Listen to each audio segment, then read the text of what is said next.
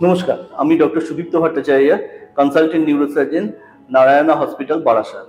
আজ আমরা আলোচনা করব ব্রেন টিউমার নিয়ে। ব্রেন টিউমার সাধারণত দু ধরনের হয়, একটা হচ্ছে ক্যান্সারাস আর একটা হচ্ছে নন ক্যান্সারাস বা বিনাইন।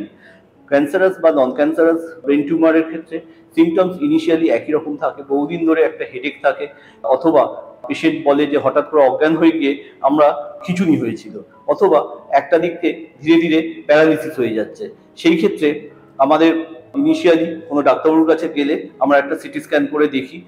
সিটি স্ক্যানে যদি ব্রেন টিউমার ধরা পড়ে তো পরে আমরা এমআরআই করি। এমআরআই করে আমরা বুঝতে পারি কিছুটা যে সেটা ক্যান্সারাস না নন ক্যান্সারাস। দুটো ক্ষেত্রেই আমাদের অপারেশন দরকার হয়। অপারেশন করলে যদি বিনাইন টিউমার থাকে তাহলে কমপ্লিট রিমুভাল করলে পরবর্তীকালে আর কোনো ট্রিটমেন্টের দরকার হয় না।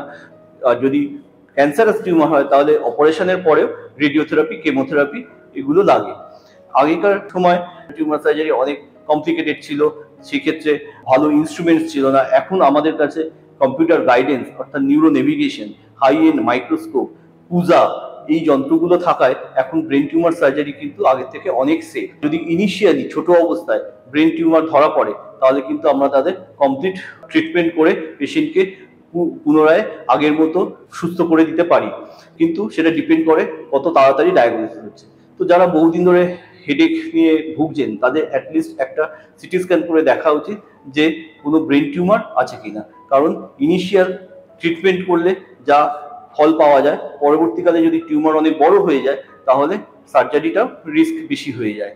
তো আমি অনুরোধ করব যাদের এরকম বহুদিন ধরে হেডেক আছে, অথবা একটা দিক প্যারালিসিস হচ্ছে, বা হঠাৎ করে একটা খিঁচুনি হলো, তারা কিন্তু নিউরোলজিস্ট বা নিউরোসার্জনের সঙ্গে যোগাযোগ করুন এবং একটা অ্যাটলিস্ট সিটি স্ক্যান বা এমআরআই তাদের পরামর্শ অনুযায়ী করে নিন। এখন ব্রেন টিউমার সার্জারি কিন্তু অনেক সেফ এবং বেশিরভাগ পেশেন্টই সুস্থ জীবনযাপন করতে পারেন আগের মতো। নমস্কার।